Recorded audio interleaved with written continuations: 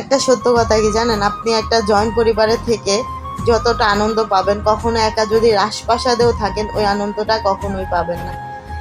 কারণ জয়েন্ট পরিবারে থাকলে জানেন ঝগড়াঝাড়ি হইব, কিন্তু ওটাই একটা আনন্দ। মানে এটা অনেকে হয়তো বুঝে না, তার জন্য হয়তো আলাদা হয়ে যায়, কিন্তু আমি মনে করি এর থেকে বড় আনন্দ কিচ্ছু হয় না জয়েন্ট পরিবারের মতো। কেউ কেউ একা থাকতে পছন্দ করে, হয়তো আমি পছন্দ করি না, কিন্তু আমার জয়েন্ট পরিবার অনেক ভাল লাগে। অন্তত আমার শ্বশুর বাড়িটা আমার, সত্য কথা আমার বাবার বাড়ি থেকে আমার শ্বশুর বাড়িতে আমি প্রচুর পরিমাণ ভালোবাসি, কারণ তারা আমরা সবাই মিলেমিশে থাকি। এই জন্য আমার অনেক ভাল লাগে। জানি না কার কিরকম।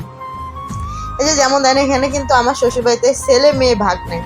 এই যে আপনাদের ভাইয়া গরুর গোস্ত রান্না করতেছে, তারপর রোস্ট রান্না করতেছে।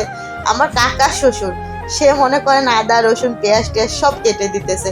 মানে কোনো হিংসা নাই যে আমার বৌমারা আছে আমি কাজ করব কেন, কিন্তু ওই হিংসাটা তার ভিতরে নেই। হ্যাঁ, কথা হয়েছে আমার নাতিরা আছে, আমার নাতিদেরকে বৌমারা দেখবো আমি কাজ করে দিই, যেন আমাদের জয়েন্ট পরিবারে কোনো সমস্যা না হয়। মানে এই জিনিসগুলো বুঝে বিদেয় আমাদের সংসারটা এতটা পরিমাণ সুন্দর, আমাদের পরিবারটা, যেটা সত্য কথা। আরেকজন আছে সে তো দূর প্রবাসে, সে থাকলে আমাদের পরিবারটা আরো সুন্দর হয়। সত্যি কথা, হ্যাঁ বাড়িতে নাই দেখা মানে বাড়িতে আমাদের যেতেই মন চায় না, যেটা সত্য কথা।